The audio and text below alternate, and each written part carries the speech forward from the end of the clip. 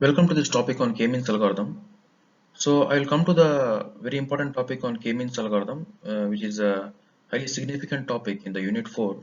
Basically, in Unit 4, you'll be studying about three clustering algorithms: K-means algorithm, hierarchical clustering, and the DB-scan algorithm. So among that, you can expect some problems in the K-means as well as hierarchical clustering. So before I start with the actual algorithm, I thought that it is better to solve a problem and how the k-means basically groups or clusters the objects so that uh, then you can understand the theory part better. And also this problem can be asked as a problematic question. So if you take this question, apply k-means algorithm to create two clusters by assigning each point to the nearest centroid for the given one-dimensional point 6, 12, 18, 24, 30, 42, 48. The initial centroids can be chosen as 12, 42. See, the logic is these are the points given, okay, 6, 12, 18, 24, 30, 42, 48. Now, objective is to group these set of points into two clusters. Fine, two groups. He has given initial centroids. He has chosen 12 and 42 as the initial centroids. So let us apply k-means for this. I hope you understood the problem. Problem is we are grouping or clustering this set of points, okay, into two groups, two clusters using k-means. How it works. So let us see in the first iteration, he has already given two centroids, 12, which also belongs to the data point, and 42. Now what you do is you please calculate the distance between each point in this set and the centroid. This table gives that. What is the distance between 6 and 12? We calculate using the Euclidean distance formula. If you remember, Euclidean distance formula is root of x minus y the whole square.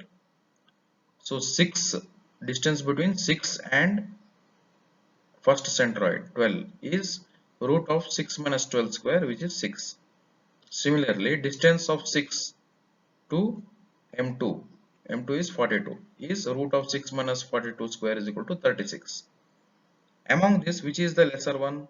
6. So the 6 will be assigned to cluster 1. This is cluster 1, C1, and this is cluster 2. Okay. Yes, you have to assume that M1 is cluster 1, M2 is cluster 2. Now, since 6 is closer to M1, the 6 is assigned to cluster 1. I'll continue. Next, you please calculate the distance of the second point 12 to M1 and M2 using the Euclidean distance formula. You will get 0 and 30. As you can see, 12 is closer to 12. So 12 will be assigned to group 1, cluster 1. Fine. Next, calculate distance of the third point 18 to 12 and 42. We will get 6 and 24. Again, you see that 18 is closer to 12, which is cluster 1. Calculate distance between 24 to 12 and 42. Again, you find that 24 is closer to 12. So classify 24 to group 1 or cluster 1. Next, you calculate distance between 30 and 42.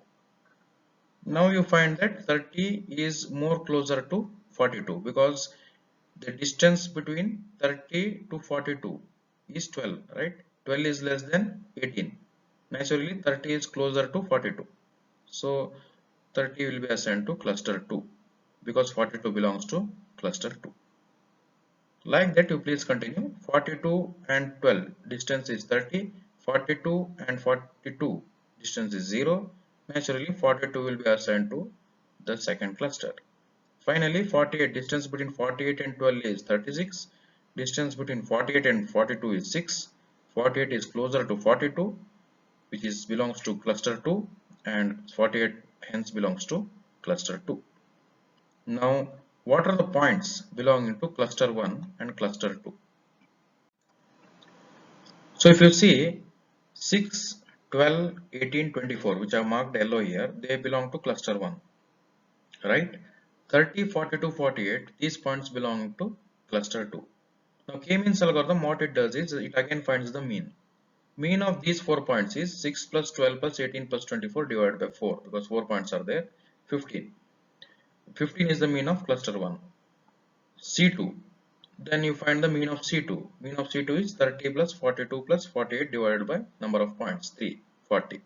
So 15 and 40 are the new two means, or new two centroids, or new two averages of these two clusters. Now again you do the same thing. Now the centroid have changed, right? Now the mean has changed. Now the new mean is new mean of cluster C1 is 15. New mean of cluster C2 is 40. Initially they were 12 and 42. Now it is changed to 15 and 40. Now again repeat the same process. Find the distance between 6 to 15 and 6 to 40. Find the distance between 12 to 15 and 12 to 40. Find the distance between 18 to 15 and 18 to 40. Whichever distance is the smallest, you please assign that point to that cluster. Correct? If you find distance between 6 to 15, you will get 9. With distance between 6 to 40, you will get 34.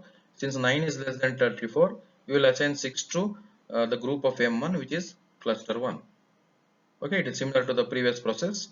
To find the distance between 12 to 15, you will get 3. 12 to 40 is 28. Naturally, you will assign 12 to cluster 1. Like that, you please continue.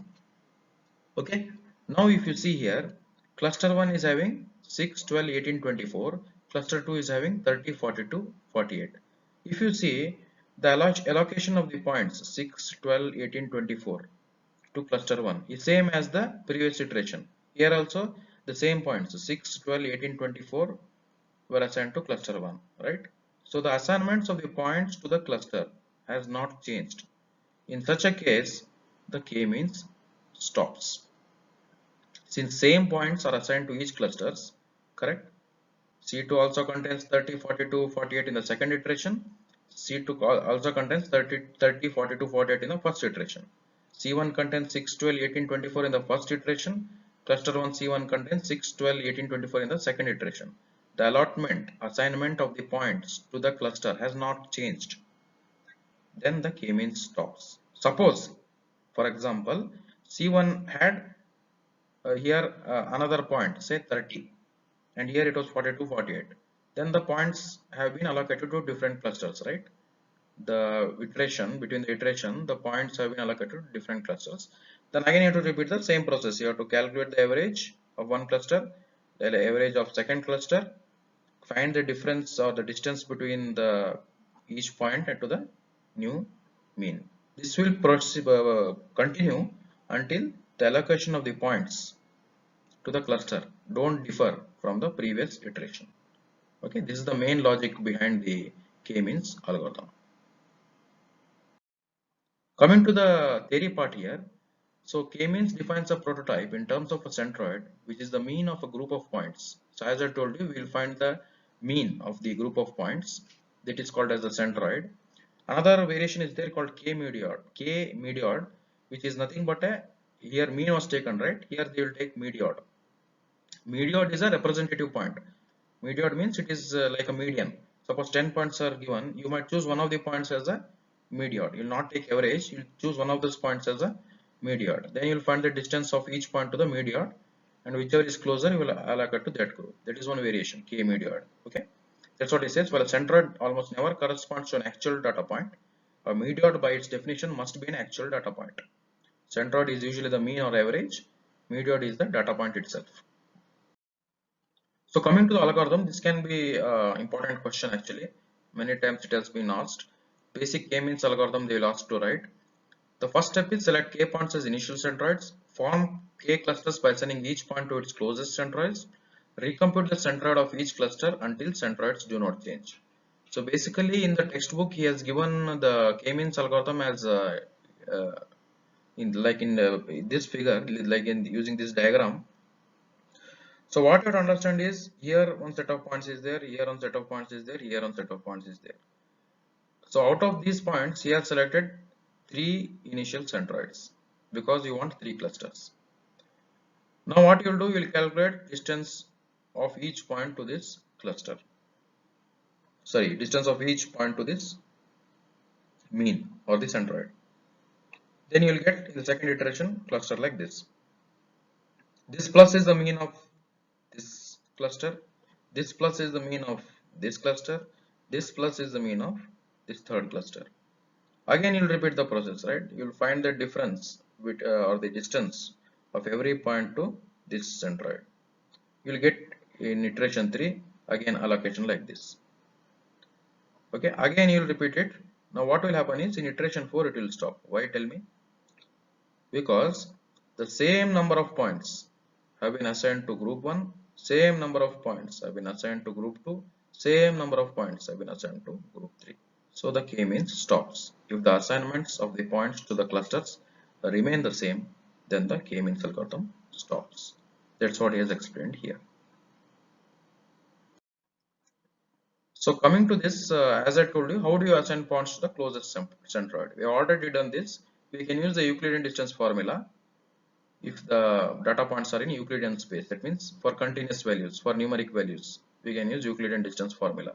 Otherwise, you have to go for cosine similarity for documents. Cosine similarity, which you have studied in, I think, unit 1 or 2. There, this cosine similarity can be used to find if you want to cluster document data. Similarly, other measures like Manhattan distance is also there. If you don't want to use Euclidean distance, you can go for Manhattan distance. If you don't want to use cosine similarity, you can go for Jaccard measure also for clustering the documents. Now coming to this centroids and objective function. So tell me, what is the centroid? Centroid is, of course, all of you are aware now, it is nothing but the mean of the points. Now what is this objective function? What is the goal? The goal of the clustering is typically expressed by an objective function that depends on the proximities of the points to one another or to the cluster centroids. Example, minimize the square distance of each point to its closest centroid. Consider data whose proximity measure is Euclidean distance. For our objective function, which measures the quality of a clustering, we use the sum of the squared error, SSE, which is also known as scatter. In other words, we calculate the error of each data point, that is its Euclidean distance, to the closest centroid, and then compute the total sum of the squared errors. See, this is a common way of evaluating whether what clusters you have got, whether what type of clustering you have got is good or bad. For example, if you remember in classification, we used accuracy, confusion matrix, right, to evaluate the classification algorithms. Here we are using this sum of squared error, SSE. This particular error actually is nothing but it calculates the distance between the closest, the centroid and its points. If it is closer, naturally it is a good clustering. The centroids between the two different clusters should be highly dissimilar, or the distance between the median or the distance between the mean of two clusters should be maximum. That's what it says. Okay, given two sets of clusters that are produced to be by using two different runs of k-means, we prefer the one with the smallest squared error. Actually, if you run the k-means algorithm on the same number of points, you might get different clusters. So what it says is whichever cluster has the less error, smallest error, you please consider it. So that's what. Coming to the centroids and objective function, if you please observe this table, the SSE is given by this formula. What is small ci? Small ci is the centroid of the cluster. What is x? X is the object. Correct? We are calculating the distance between the centroid and each object. Fine. Suppose if you use Euclidean distance formula, you can use, or you can use Manhattan distance, or you can use cosine similarity or Jaccard measure, whatever. Basic logic is very simple. We are going to calculate the distance between the centroid and the object. Your logic is this distance should be minimized. That is the objective function. And mean is given by 1 by mi, correct? Where mi is the number of points and x is the what we call as the uh, each point, correct? We'll add that and get the average. It's a simple thing. There is given an example here: 1 comma 1, 2 comma 3, 6 comma 2. What is its mean? So if you add 1 plus 2 plus 6, the first digits, and 1 plus 3 plus 2, the second pair, then you will get 3 comma 2 as the centroid or the mean of these 3 points. That's all. So what we are trying to do is we are trying to minimize the error, and we are trying to cluster the objects in such a way that the Euclidean distance between the centroids of two clusters is high, but the Euclidean distance between the centroid and the points of the same cluster is low. So continuing with this, as I told you, cohesion can also be used. So for document data, you can use cosine similarity measure. And here he has assumed that cosine similarity measure document term matrix. It will be applied to document term matrix. Document term matrix is nothing but a matrix where it tells that for in each document, how many times the each word is repeating. That is called as a document term matrix. If you give an input like that to the k-means algorithm, then you have to use cosine similarity measure to find the distance between the document terms. That's all. But in case of, if you remember, there we are trying to minimize the error. Here we are trying to maximize the similarity. Objective is to maximize the similarity of the documents in a cluster. Fine. So that's what is given. That is called as cohesion. The cosine similarity between object X to its centroid. So this table actually gives what are the different other measures. Here you already seen squared Euclidean distance cosine. Other measures are there: Manhattan distance and Bregman divergence. Okay, all these things can be used depending upon your application when you to implement the projects. The next critical point is how do you choose the initial centroids? This is the research topic actually, still the ongoing research topic. Nobody till date has found a correct way of how to choose the initial centroids. See, for example, we'll choose randomly as we did for the first problem. In the problem only, if you remember, in the first slide, I gave the problem. Their initial centroids were given as 12 and 42, some random numbers. Actually, this random initialization is being used till date. Okay, there is no proper method to choose the initial centroids. That is the main problem here. The problem is if you choose it randomly, the resulting clusters can often be poor. Another one technique he has chosen, you can choose initial centroids by performing multiple runs, each with a different set of randomly chosen initial centroids. So first time you choose some 2 points as initial centroids, again apply the k-means algorithm, find the error.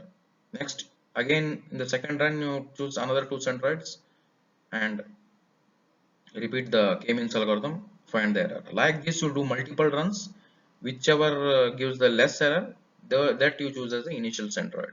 But as you can see, how many times, how many runs you want, or how many millions, or suppose millions of records are there, how will you do multiple runs? Because k-means algorithm for each time it takes more, and if you want to do multiple runs, then naturally it will become very expensive.